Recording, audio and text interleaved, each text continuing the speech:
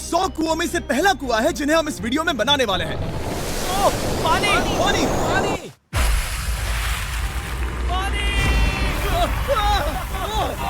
आपने अभी अभी केन्या के एक छोटे से गांव को पीने के पानी का अनलिमिटेड सप्लाई मिलते हुए देखा, वो भी सिर्फ 1 सेकंड में। अभी एक कुआं बना है और 99 बाकी है। आपको ये वीडियो बहुत पसंद आएगा। इन 100 कुओं को मिलाकर 5 लाख से ज्यादा लोगों को पीने का ताज़ा पानी मिलने वाला है। केन्या की इस साइट पर कुछ कुएं बनाने के बाद हम नाइरीरी स्कूल सिस्टम के साउथ में गए और कह सकते हैं कि उन्हें हमसे मिलकर बहुत खुशी हुई। क्या हाल है?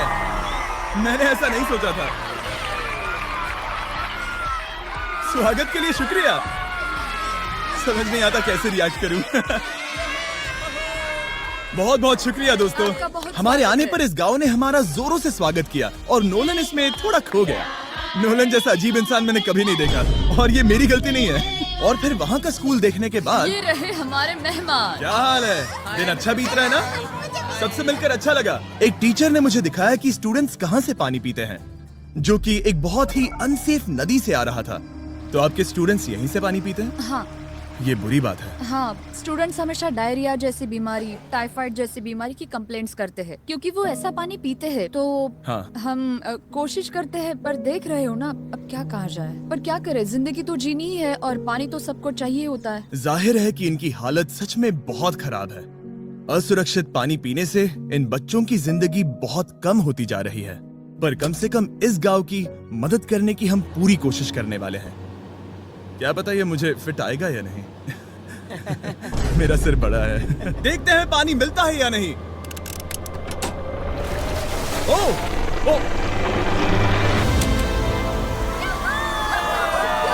बारिश हो रही है।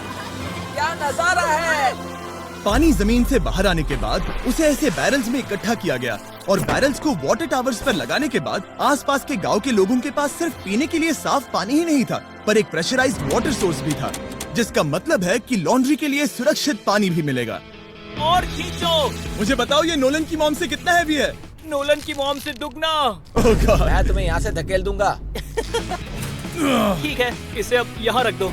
हमने केन्या में और 20 कुएं बनाए और उसके बाद इसके जूते में भी कुआं डोंट है। वरी, मेरे दूसरे जूते में भी पानी है। मैं बताता हूँ कि हमने ये 29 कुएं कैसे बनाए। इस विशाल सी ड्रिल से जमीन में सैकड़ों फीट गहरा गड्ढा किया, वो भी पोल्यूटेड सोर्सेज से होकर सीधे विशाल से पीने लायक पानी तक। उसके बाद हमने पाइप्स इंस्टॉल किए ताकि लोग पूरे अफ्रीका में इन हैंड पंप से पानी ले सके, और नाइरीरी में भी। इसे टेस्ट करके देखते हैं।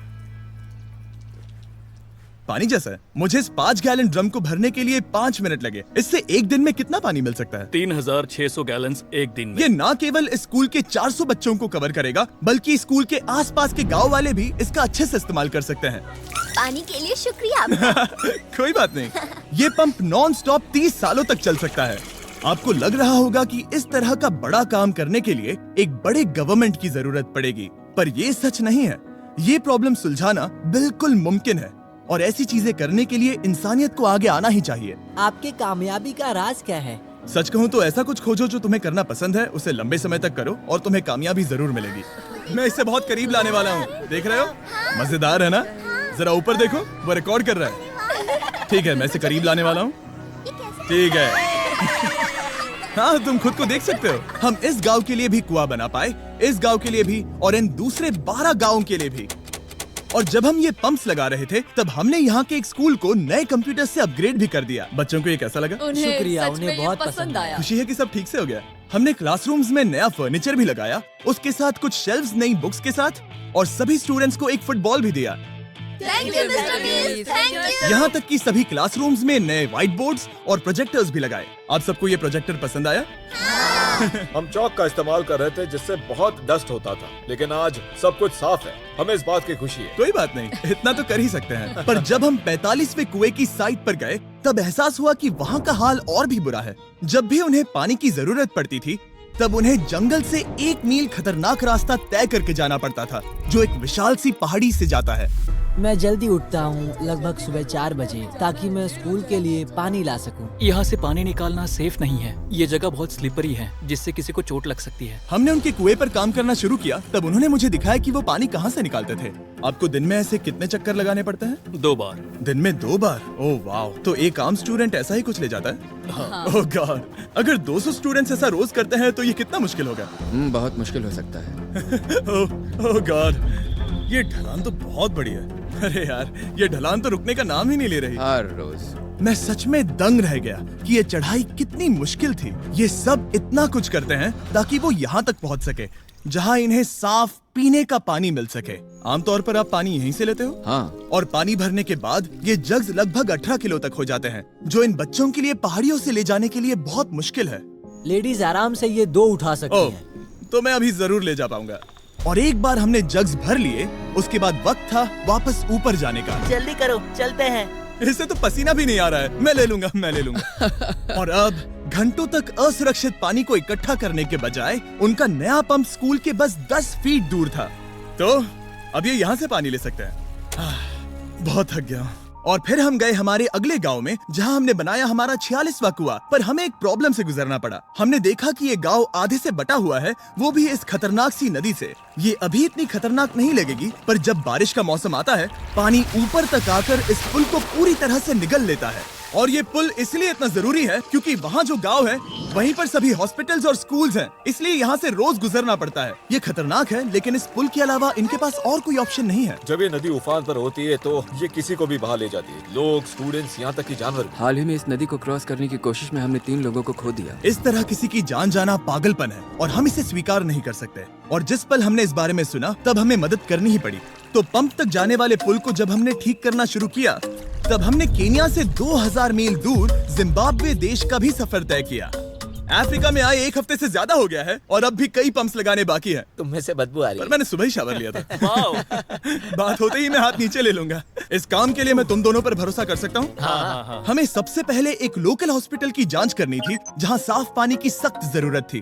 अंदर जाने पर हमें पता चला कि इस क्लिनिक की इस गांव को कितनी जरूरत थी। 1 साल में यहाँ पर कितने बच्चे जन्म लेते हैं? 1 महीने में करीब 50। इसका मतलब 1 साल में पूरे 600। वाह! पर दुख की बात यह है कि इन प्रेग्नेंट महिलाओं को सिर्फ पानी लाने के लिए 1 मील तक जाना पड़ता है और इन भारी बकेट्स को लेकर वापस आना पड़ता है। पर अच्छी खबर ये है कि हमने इनकी पैसों से मदद की यहाँ पर एक मॉडर्न पंप लगाने के लिए। संभाल के, ठीक से पकड़ो। और अब बस देरी थी इसे शुरू करने की। ठीक है नोलन, क्या तुम तैयार हो? मैं तैयार हूँ। ओवर। मुझे एक ड्रामेटिक जूम इन दो। नोलन, मैंने बटन दबा दिया है, ये काम कर रहा है? पानी आ रहा है। आप जाकर चेक करना चाहेंगे? हाँ। वहाँ पर? हाँ, चलो चलते हैं। लोगों को पानी मिलता देख मुझे आखिर बहुत अच्छा खुशी हो पानी रही मिल ही है। गया। ये सच में कमाल की बात है। हमारा नोलन एक प्रोफेशनल डांसर है। हाँ। यकीन नहीं हो रहा, मैं डांस कर रहा हूँ। वो कर क्या रहा है?